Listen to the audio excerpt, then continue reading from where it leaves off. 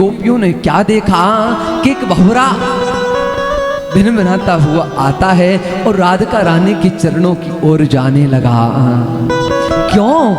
क्योंकि राधा रानी के चरण इतने लाल हैं, इतने सुकोमल हैं, मानो कमल की पंखुड़ियां हों, मानो गुलाब की पंखुड़ियां हों। और आज वह भंवरा राधा रानी के चरणों को पुष्प समझ करके उनके पास में कंद लेने जाने लगा। तो आज वह गोपियां उस भंवरे को ही लक्ष्य बना करके आज भगवान को गाली देने लगी, भगवान को खरी खोटी सुनाने लगी। और बंधुओं आज कहने लगती है, देख बहन ये भंवरा जा रहा है, ये काला काला, इसको बाहर भगा, यहां से दूर भगा।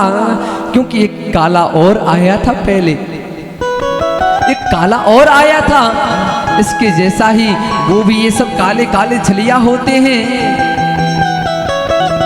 और वो तो जन्म जन्म का छलिया है, वो इसी जन्म का छलिया नहीं है। हमको छल करके गया तो क्या हुआ, उसका तो काम ही जन्मों से छलना ही है। क्यों? अरे देखो, सुग्रीव से मित्रता की और भाई भाइयों को, दोनों को, सुग्रीव और बाली को लड़ा करके एक पेड़ के नीचे छिप करके बाली को मार दिया। ये कहाँ का न्याय था? अरे इसको यदि मित्रता करनी थी और अपनी पत्नी पानी थी तो बाली के पास में चला जाता, उसकी सेना लेकर के जाकर के लड़ लेता युद्ध रावण से। अरे और क्या कहें, अरे सुपर्णखा बेचारे के प्रेम में डूबती हुई आई थी शादी करने के लिए, लेकिन इसने शादी तो नहीं की, उसकी नाक और काट दी, उसको कुरूप और कर दिया। ये तो जन्म जन्म का छलिया है भैया। अरे और क्या कहें, ये बोना सा बामन बन करके गया वहां बलि के वहां पर, और बलि के वहां पहुंच करके पता है इसने क्या किया? अरे बलि के वहां पहुंच करके उसने तो ब्राह्मण जान करके इसको दान देना चाहा, लेकिन इसने बौना बन करके उसको पूरे को लूट लिया, उसकी सारी संपदा लूट ली। और इसकी पत्नी भी ऐसी ही छलिन है, जाकर के उसने भी भगवान को भी ले आई, ना उसका धन रहा ना धर्म रहा।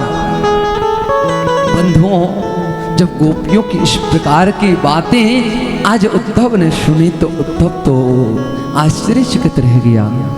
अरे मैं जिन गोपियों को अनपढ़ गवार समझ रहा था, वो गोपियों तो इसी जन्म की बात नहीं, जन्म जन्मों की बात जानती हैं और भगवान को जानती हैं कि वो राम थे, वही वामन बनकर के आए थे, वही बरा बनकर के आए थे, सारी लीलाओं को जानती हैं।